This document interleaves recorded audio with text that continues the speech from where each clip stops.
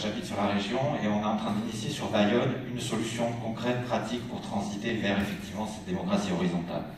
On voit bien la responsabilité qu'ont effectivement les partis politiques ou les représentants qui sont là pour effectivement nous représenter, le poids que ça amène.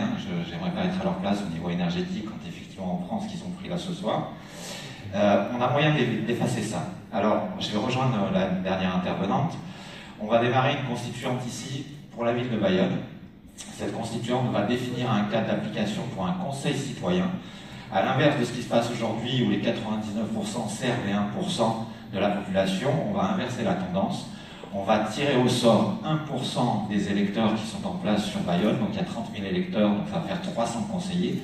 Ces 300 conseillers vont faire ce travail d'aller chercher l'information auprès des citoyens, de l'ensemble des citoyens, de la remonter auprès de l'exécutif, et comme son nom l'indique, l'exécutif est censé exécuter la volonté populaire.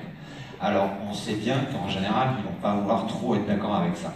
Alors, à partir de là, puisque la présidence et les institutions ont avancé les élections municipales au mois de mars, je pense que vous le savez, normalement elles devaient être au mois de mai, mais elles ont été avancées au 22 mars, en sachant qu'évidemment il y a une pression populaire qui s'exerce, et bien à partir du fin octobre, on sera en mesure de dire si effectivement l'exécutif suit cette volonté populaire de vouloir déterminer le choix de chaque citoyen, comme disait très justement Ludo tout à l'heure, mon émancipation vaut autant que celle des autres et vice-versa. Donc à partir de là, on va pouvoir mettre en place ces conseillers citoyens sur des mandats très courts, 3 mois, de manière à ce qu'ils soient en contact direct avec chaque citoyen, puisque 1%, ça fait un citoyen pour 100 électeurs. Et à partir de là, on va être en mesure soit de présenter des listes indépendantes qui remporteront les élections, parce que ce qui fonctionne dans les élections, et nos amis le savent très bien, c'est le lobbying. Quand vous rentrez en contact directement avec les gens, c'est là où vous adhérez leur vote.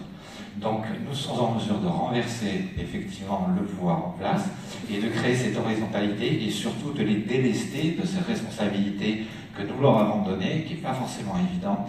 Et on espère qu'à partir de là, moi j'aime beaucoup la façon dont il parle et dont Olivier a été capable d'énoncer les choses.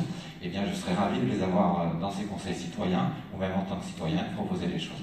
Donc reprenons le pouvoir là où nous sommes.